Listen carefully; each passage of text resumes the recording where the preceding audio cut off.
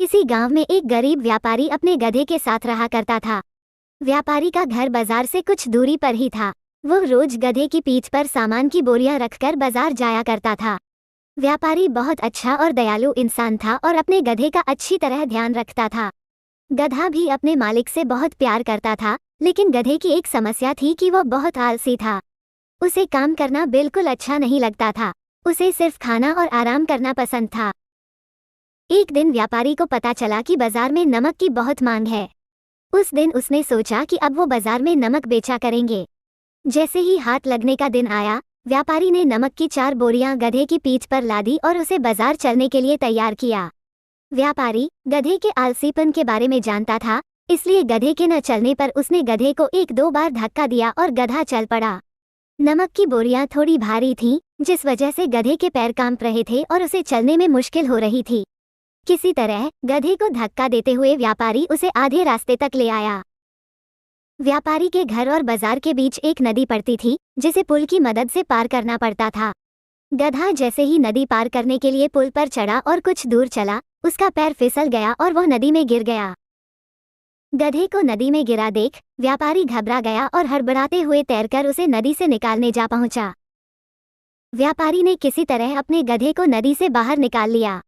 जब गधा नदी से बाहर आया तो उसने देखा कि उसकी पीठ पर लदी बोरियां हल्की हो गई हैं।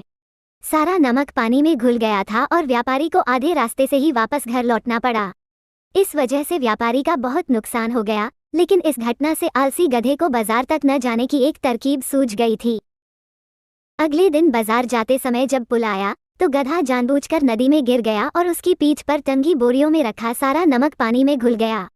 व्यापारी को फिर से आधे रास्ते से ही घर लौटना पड़ा। गधे ने हर दिन ऐसा करना शुरू कर दिया।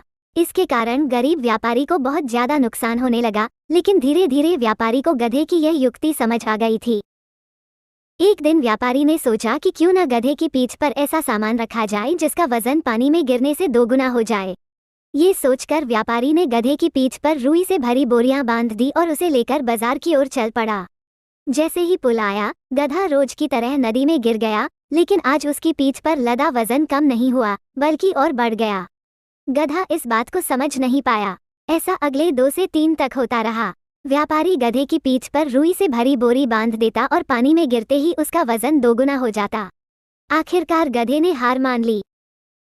गधे को अब सबक मिल चुका था।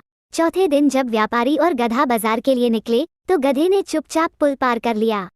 उस दिन के बाद से गधे ने कभी भी काम करने में आलस नहीं दिखाया और व्यापारी के सारे नुकसान की धीरे धीरे भरपाई हो गई। कहानी से सीख।